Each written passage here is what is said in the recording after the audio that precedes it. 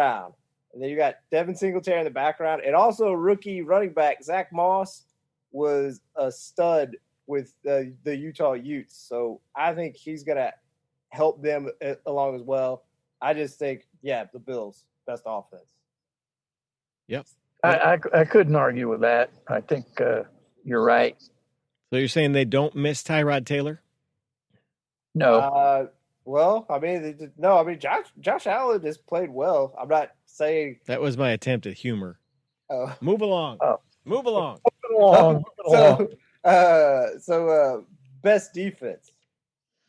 I'd have to go with the Patriots, even though that they've lost Kyle Van Noy, Jamie Collins, Chung. I still think that Belichick is smart enough, and they can make that still happen. They can be a solid defense.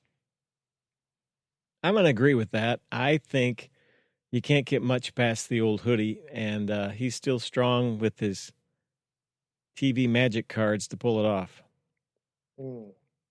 See, I'm just gonna give it to the Bills, not because Dermott is an excellent defensive coach. I'm not gonna say he's better than Belichick.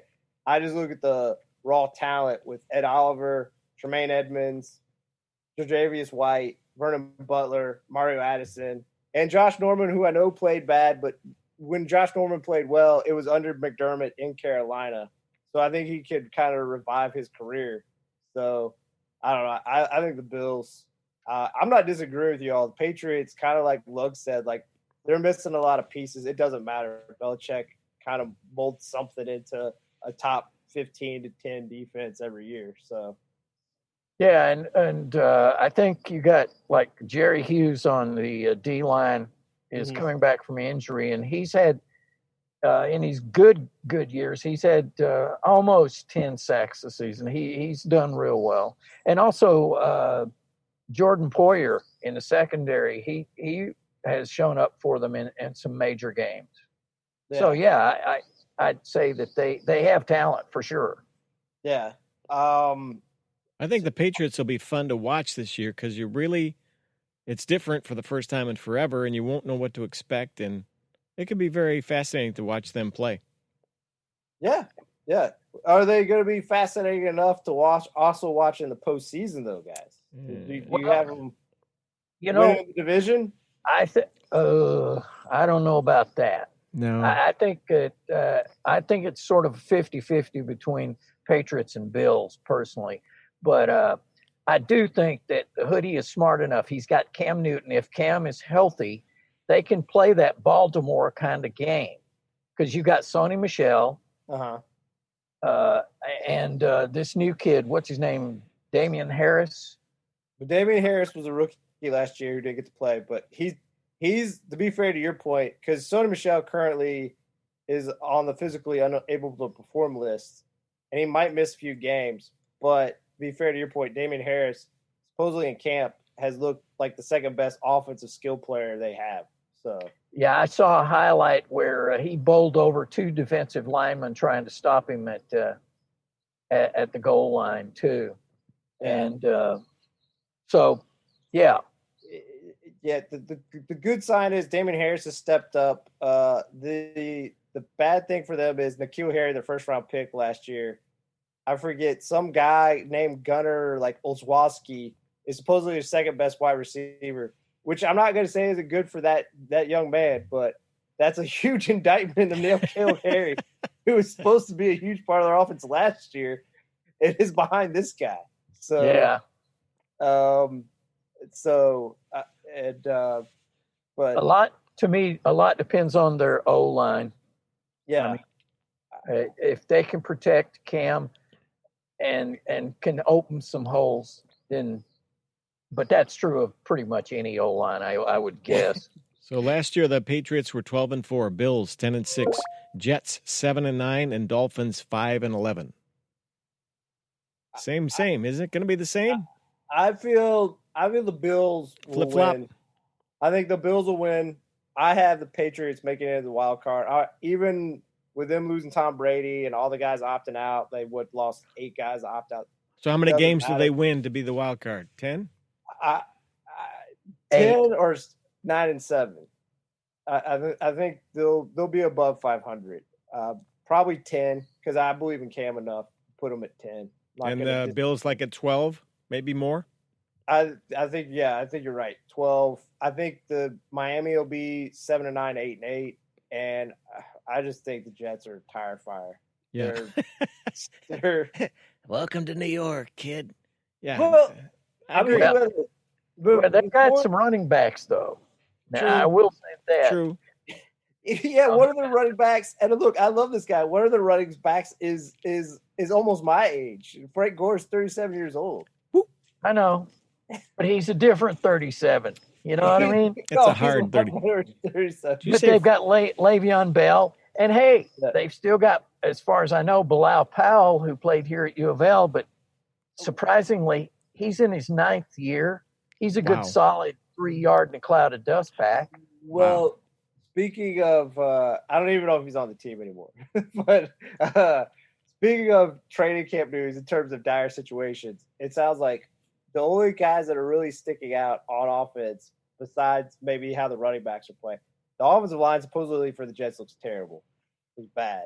I mean, Mekhi Becton, a local guy, he supposedly looked good, but the rest of the line looks bad.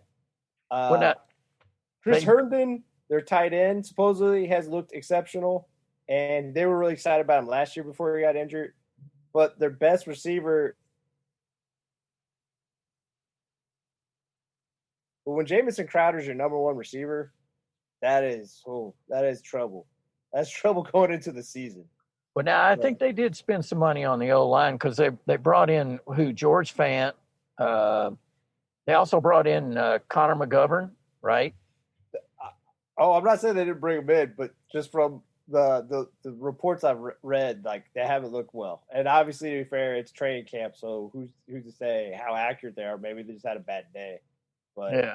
So what coach is on the hot seat? What coaches? Gase has got to be getting close. I know this is only year 2.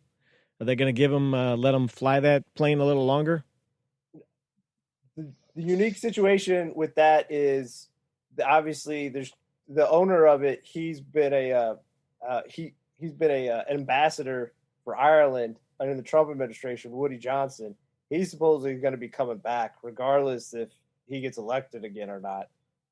He's probably not going to be happy with the selection of Adam Gase as a coach when he wasn't here. So the chances are he's going to get pushed out. So like you could say he's on the hot seat. I think he's already on the way out. Like he hopefully sold his house. So they don't have cable in Ireland or the NFL Network, and they couldn't watch a game. I think he left it to his brother. His brother has been essentially running the team. Wow, I thought that was a more advanced country than that. But we haven't talked about the Beard in Miami. Will he start? Will Tua start? Oh yeah, good. Tua's going to start. Like it might take. It's from all indication in training camp. He'll start. To be fair to your point, Ryan Fitzpatrick probably will start for maybe if he plays solidly, probably at least a month and a half. Probably maybe 6 games. See, what I like about Fitzpatrick is he's as calm as all get out. It's like I think he's totally shocked that he got as much money as he did. And it's like, okay, I'll play. Or if you want this guy to play, okay, I'm good with that. I like walking, Let him take some shots from 400-pound guys that want to kill him. You kind of hit it at the funny situation. He's like a guy who at a casino – like won out. Casino.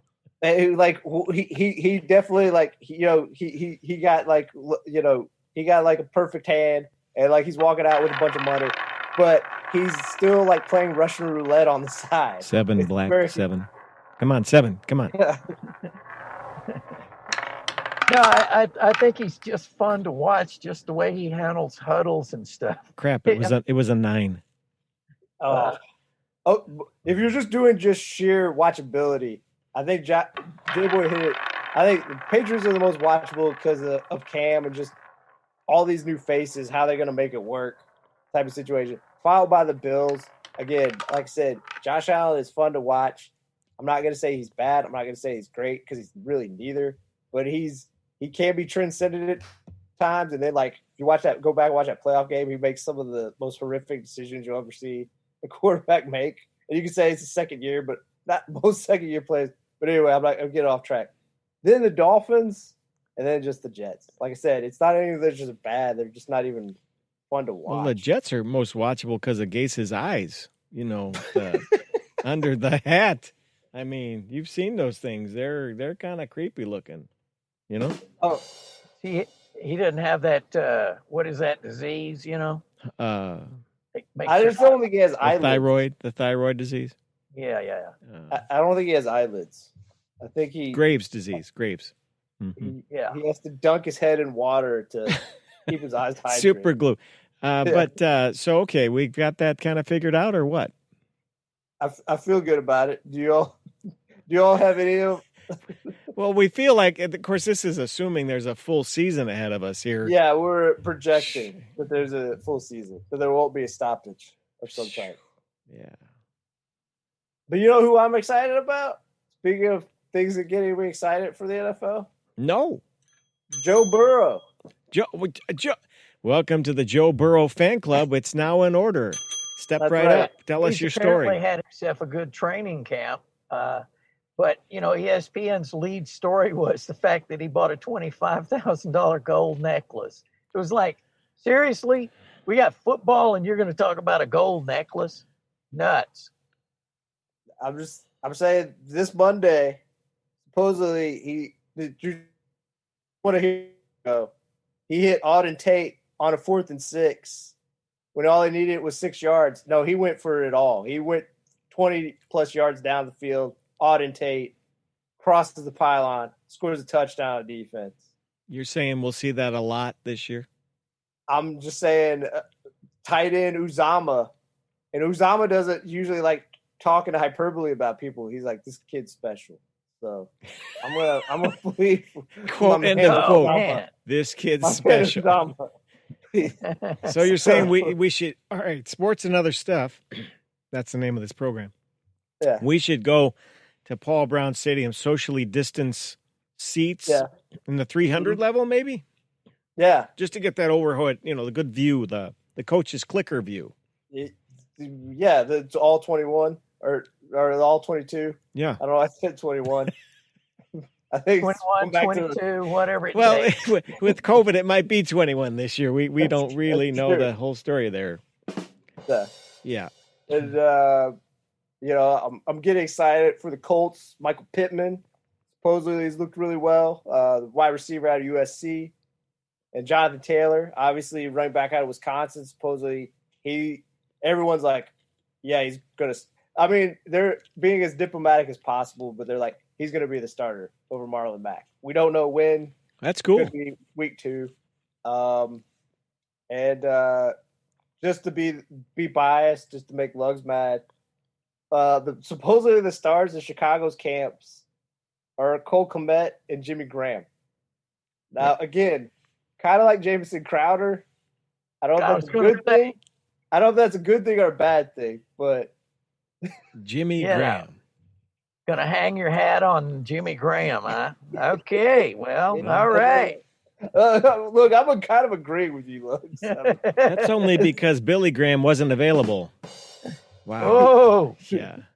Well, anything else on this program today? Well, today in sports history, 1938, the Montreal Maroons dropped from the NHL.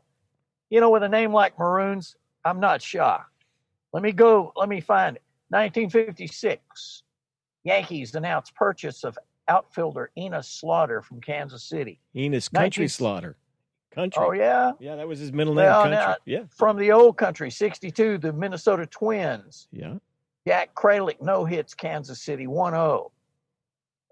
Here, let me give you just a legendary. Bobby Orr signs a 5-year deal in 1971 with the Bruins. And 72, Leo DeRocher replaces Harry Walker as manager of the Astros. Is that sports and other stuff? Is that what you have for us today? That's it. Well, that was a revealing report about Leo the Lip DeRocher. Okay, what else? Speaking, last thing on training camps, I'll